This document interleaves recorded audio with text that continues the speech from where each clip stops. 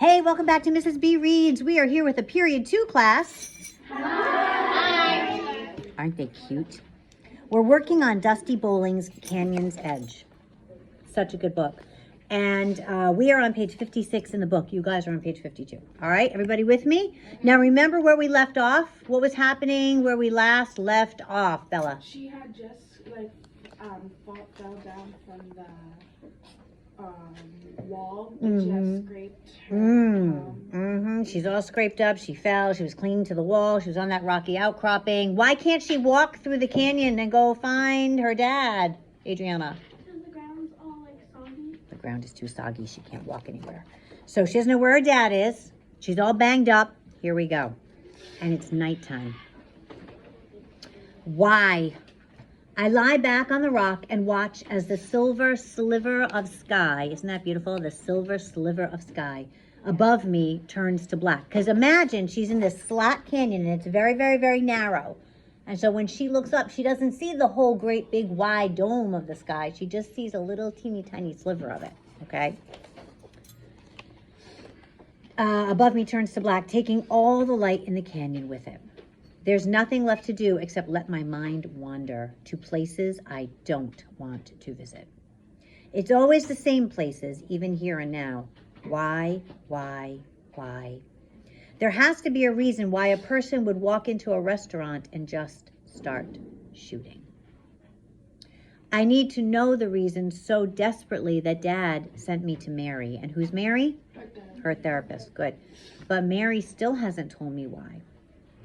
And if there's no why, then I'm just small and powerless. And you guys, look at this shape poem here. A single drop of water in a raging river, a single grain of sand in a suffocating dust storm, a single speck of palo verde pollen floating on the dry desert breeze. All of those things move in the same direction that the words in that shape poem move.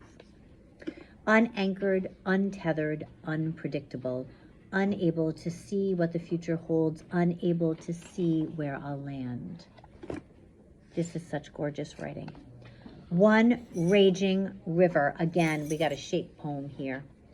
I badly need to know why right now, but no one is here to tell me why, so I imagine it for myself. I remember those dark mountains to the west. I picture rain running down the sides of the mountains in hundreds of small streams, which become tens of brooks, which become a few creeks, which become one raging river in a previously dry riverbed that gradually deepens into a narrow slot canyon, one raging river that washes my father away. What if? As though my mind is made of metal, it's pulled by a magnet to another place, an unhelpful, unhealthy place. It's the place of what ifs. What if I'd picked another restaurant? Oh God, you guys. Why were they at the restaurant? Do you remember? Bill? Her birthday. It was her birthday. And so what did we just learn from this sentence? How did they wind up at that restaurant, Ron? Look at the sentence. It tells us we're practicing our inferencing. He's got it. I see the wheels turning. The hamster is running on the treadmill. What were they doing in that particular restaurant? Look at the sentence. Maya, can you help him? It said, what if we picked another restaurant, meaning Who picked it? Nora. Nora picked the restaurant.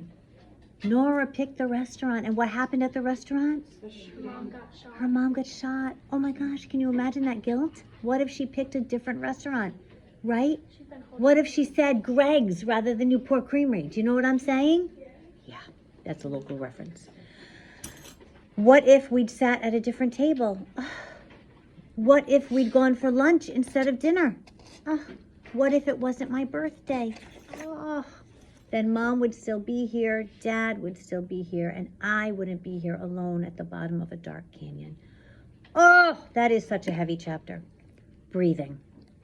And so I am sitting on this cold, wet rock in the dark, alone with my thoughts, with the whys and the what ifs And I feel myself falling deeper and deeper into my anger, which spirals like the brightening stars above me. It's a tornado turning, a choppy sea churning, a bone-dry desert burning, ever more out of control. My heart pounds. I want to scream. Remember your breathing, Eleanor. Why are those words in italics? Because why, Aubrey? Because the therapist Mary is saying it. Yep, and where is she hearing those words? In her what? In her head. Good. It's her thoughts. I cry out for Dad again, funneling my anger, my breath into my voice. My cries echo over and over against the tall canyon walls, following the path of the flood, the path to Dad. But Dad's a great swimmer, but his leg. Dad's strong, but those floodwaters may be stronger.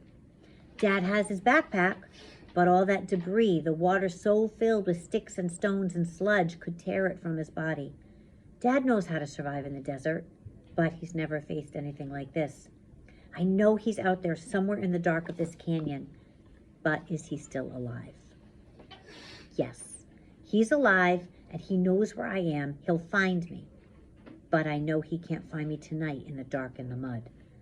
I lie back on the cold rock, a trill floating back to me from somewhere down the canyon. Do you know what a trill is? It's that kind of a sound, okay? Floating back to me from somewhere down the canyon. Dad. Trill. I sit up. Listen, it sounds like a whistle. Dad is whistling for me. Wait, did Dad bring a whistle? No. The trill rings through the canyon again and again, and then something is trilling very close to me, and then several somethings are trilling all around me like a screeching chorus. Folding my legs up, I press my forehead into my knees, push my hands back through my hair, and squeeze it tightly at my scalp. It's not Dad. It's the red-spotted toads digging themselves out from under the soaked ground. I lie on my side and clamp my hands over my ears to try to block them out. Wind. I know it must be at least midnight because the toads finally quiet back down. P.S. If you've never heard the sound of a toad trilling, go and Google it. I lift my hands from my ears and rub them over my chilled arms. It's important to note that the desert at night is very, very cold. I remember camping with Mom and Dad at the bottom of Canyon de Chelly, how the winds blew at night. I can still hear them groaning against our tent walls. The sound, almost deafening, frightened me. I thought it was monsters. It's just the wind, Nora, Dad assured me, hugging me to him. When the canyon walls cool at night, it causes the air to blow hard. Don't worry, sweetheart, nothing can hurt us down here. The next morning, our Diné guide told us, Diné is native, the winds are part of the way the canyon expresses sihasin, harmony. But all I feel right now is disharmony. Our Diné guide told us the canyon gives much to those who would receive it. That may be true of Canyon de Chelly, but I don't think this canyon has anything to give me. This canyon only takes away. Burning. The canyon winds pick up and slice over me like an icicle. Ah, what figure of speech is that? Like an icicle. Michael? Yes, it's a simile. Nice job. My body starts to shake uncontrollably. My clothes are still damp and the wind is like winter.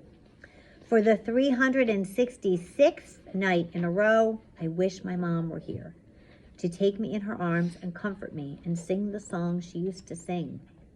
But she's not. So my mind goes back to the last time I saw her alive, how she wished me happy birthday, sweetheart, and the guitarist played a song while I ate fried ice cream with a bright blue candle burning.